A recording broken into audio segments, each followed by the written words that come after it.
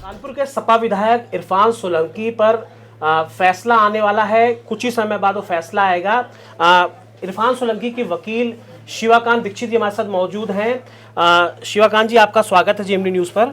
सबसे पहले तो मैं ये जानना चाहूँगा कि किन मामलों में फैसला आना है। करीब, अगर मैं गलत नहीं हूँ तो 1.5 दर्जन मामले विधायक पर दर्ज किए गए हैं, तो किन मामलों पर फैसला ये आना है?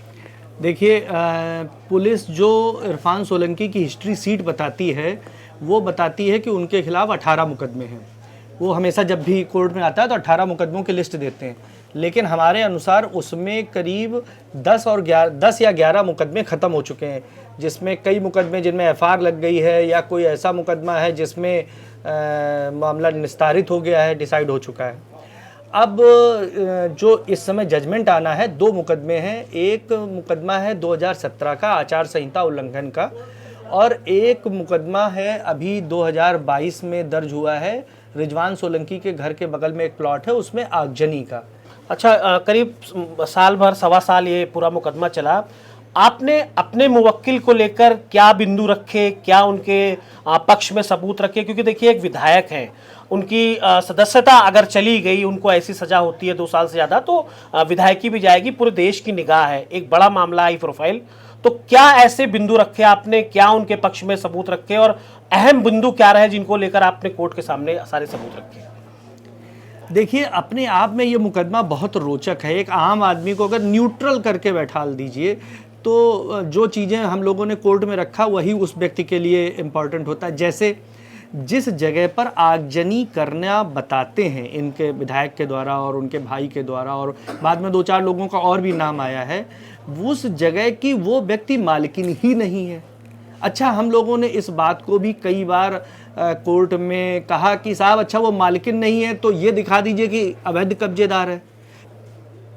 जी, अभी तक जिन जिन गवाहों को आपने पेश किया है, उनसे कितनी मदद मिली इस केस को लेकर? और चूंकि आप एक वरिष्ठ अधिवक्ता हैं, कई वकील इस मामले में जुड़े और अपने आप को उन्होंने अलग कर लिया, फिर जब से आप आए हैं हम लोग भी इस केस को देख रहे हैं, थोड़ा केस को एक स्मूथ वे में हमने चलते हुए देखा है। तो कौन कौन से अहम सबूत, कई गवाह तो पलटते हुए हमने देखे हैं, तो क्या इन गवाहों को लेकर कुछ मदद मिली केस में?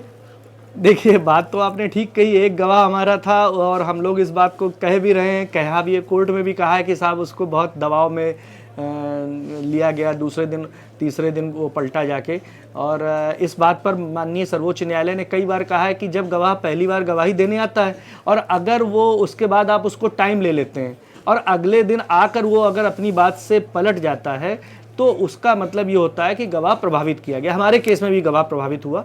एक गवाह था ऋषभ गुप्ता, जिसने अपने को बताया था कि वो वहाँ पे मौके से पास से निकल रहा था, तो उसने देखा कि एक आग लगी हुई है एक प्लॉट में, तो उसने 112 नंबर पे फ़ोन किया। जब पुलिस आई तो चला गया। इसके बाद हम लोगों ने सही बताएं तो हम लोग किसी भी ऐसे गवाह को पेश करने की हिम्मत नहीं जुटा पाए, क्योंकि सच्चाई ये है कि उस दिन विधायक पूरे समय रात करीब 9:30-10 बजे तक अपने रजवी रोड कार्यालय में था, और विधायक जी रजवी रोड कार्यालय में थे, और उसके बाद उनके शादी के कार्यक्रम लगे हुए थे। 7 नवंबर को देव दीपावली थी, 7 नवंबर 2022 को, और उसके बाद वो कई शादियों में गए। उनकी कॉल लोकेशन अलग थी। 12 बजे के आसपास इरफान अपने घर पहुंचे, लेकिन जिन शादियों में गए, जो फोटोग्राफ थी, हम लोग ये रिस्क नहीं लेना चाहते थे कि कल को कोई गवाह आए और फिर वो एक बड़ी हेडलाइन बने कि हमारा गवाह आया और अगले दिन वो पलट गया। लेकिन जिन चीज़ों ने हमको सबसे मदद की इस केस में, वो डॉक्यूमेंट्री एविडेंस थे।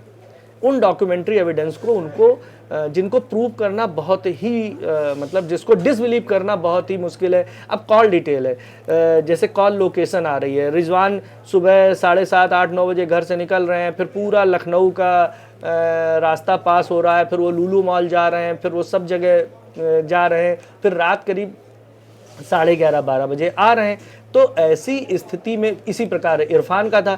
इरफान की तो एक लोकेशन ये मिली है कि उन्होंने करीब 1:45 बजे के आसपास अपने घर से कमिश्नर ऑफ पुलिस, जो उस समय के कमिश्नर थे, उनको फ़ोन किया और हम लोगों ने वो पेपर भी वो लगाया है कि इस नंबर पे फ़ोन किया, ये कमिश्नर ऑफ पुलिस का फ़ोन है, उनको फ़ोन किया, फिर उनके पास गए, लोकेशन है इनकी डीएम कंपाउंड में। ऊपर जाएंगे कोर्ट में? निश्चित तौर पे माननीय उच्च न्यायालय जाएंगे।